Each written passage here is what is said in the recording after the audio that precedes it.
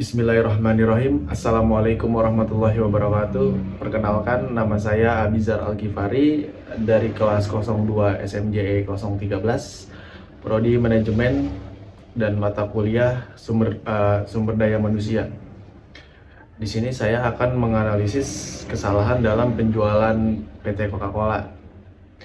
Berikut adalah beberapa kemungkinan kesalahan penjualan yang terjadi di PT Coca-Cola. Yang pertama, rendahnya strategi pemasaran. Salah satu faktor yang mungkin menyebabkan kesalahan penjualan adalah rendahnya strategi pemasaran yang efektif.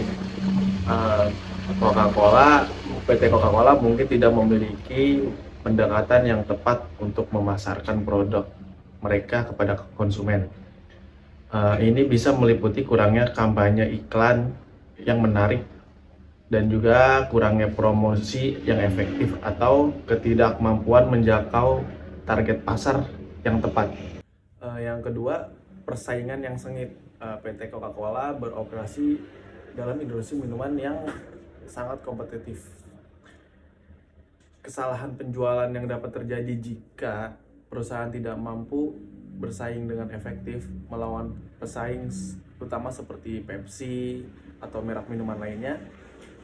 Jika pesaing menawarkan produk dengan harga yang lebih rendah, kualitas yang lebih baik, atau strategi pemasaran yang lebih menarik, konsumen akan mungkin lebih memilih merek pesaing dibandingkan merek PT Coca-Cola itu sendiri.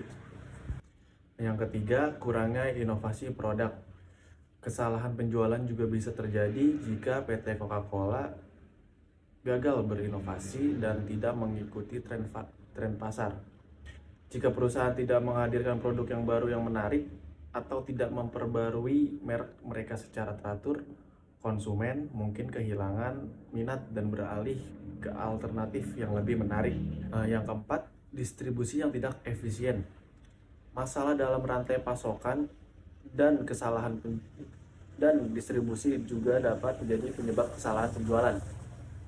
Jika produk Coca-Cola sulit diakses oleh konsumen karena distribusi yang tidak efisien, atau jika terjadinya kekurangan pasokan di tempat-tempat strategis, maka penjualan di tempat bisa terhambat. Manajemen rantai pasokan yang buruk, kurangnya kemitraan dengan distributor, atau kesalahan dalam mengelola persediaan dapat menjadi faktor-faktor yang mempengaruhi penjualan perusahaan. Dan yang kelima adalah perubahan preferensi konsumen. Perubahan preferensi konsumen juga dapat mempengaruhi penjualan PT Coca-Cola. Jika tren konsumsi bergeser ke arah minuman yang lebih sehat dan fungsional, perusahaan mungkin harus menyesuaikan portofolio produk mereka untuk tetap relevan. Jika PT Coca-Cola tidak mampu mengantisipasi atau menanggapi perubahan preferensi ini dengan cepat, penjualan mereka akan terpengaruh negatif. Dan kesalahan paling fatal dari PT Coca-Cola adalah saat Cristiano Ronaldo sedang menghadiri konferensi pers menjelang laga Grup F Euro 2020 Hungaria versus Portugal. Cristiano Ronaldo saat itu menyingkirkan 2 botol Coca-Cola di hadapannya. Setelah menyingkirkan 2 botol Coca-Cola itu, Ronaldo langsung memamerkan air mineral yang dia bawa ke hadapan awak media. Minumlah air putih, kata Ronaldo, seperti dilansir kompas.com.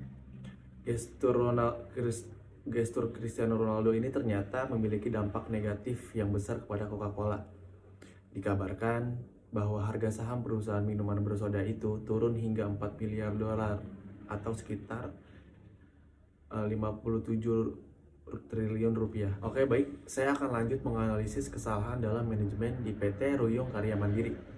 Melihat dari beberapa permasalahan yang dihadapi oleh Bapak Asmawi di PT Ruyung Karya Mandiri, kita dapat melihat bahwa permasalahan ini bersumber kepada rendahnya gaji karyawan, sehingga membuat karyawan menjadi tidak mempunyai tanggung jawab dan mudah untuk tergoda dengan penawaran kerja di tempat lain yang menawarkan gaji dan tunjangan lebih tinggi daripada di PT Ruyung Karya Mandiri. Padahal dengan merekrut karyawan baru sebenarnya akan membuang lebih banyak waktu untuk mengajari dari awal-awal dan hal-hal mendasar pada perusahaan yang secara tidak langsung sama saja dengan pemborosan. padahal materi dan juga membutuhkan biaya tambahan. Untuk mengatasi hal ini, perusahaan tidak selalu hanya menaikkan gaji, tapi dapat digantikan dengan memberikan kebebasan kepada karyawan untuk melibatkan dalam pengambilan keputusan pekerjaan sehingga ia memiliki wewenang dan tanggung jawab atas pekerjaannya itu sendiri. Di samping itu, pemberian jaminan kesehatan atau pendidikan untuk yang sudah memiliki anak dapat dilakukan sebagai bentuk fasilitas yang diberikan oleh perusahaan. Selanjutnya, penanganan terhadap kesalahpahaman dan konflik kepada staf asing dapat dilakukan dengan cara mempersiapkan penataran baik untuk staf asing maupun karyawan perusahaan dengan menjelaskan mengenai perbedaan budaya, karakteristik, pengharapan, dan etika dari masing-masing budaya yang berbeda tersebut, sehingga nantinya dapat meminimalisir konflik yang dapat terjadi dan dapat mencapai tujuan yang ingin diraih kedua belah pihak dapat tercapai dengan baik dan optimal. Di dalam sebuah perusahaan, peranan HRD sangatlah besar. Tugas dan kewajiban yang harus dilakukan antara lain melakukan seleksi karyawan, training, pengembangan karir karyawan, performance management, dan pengembangan dan dalam coaching, mentoring, dan succession planning.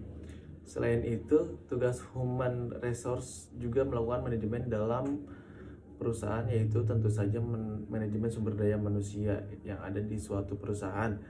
Tujuan manajemen sumber daya manusia yaitu untuk memasuk suatu organisasi atau perusahaan dengan orang-orang yang sesuai dengan posisi dan jabatan sehingga dapat mengoptimalkan pencapaian tujuan perusahaan.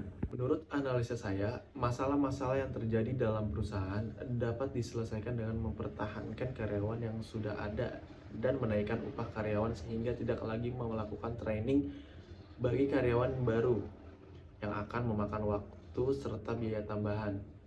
Selanjutnya, perusahaan dapat melakukan penataran terlebih dahulu untuk karyawannya.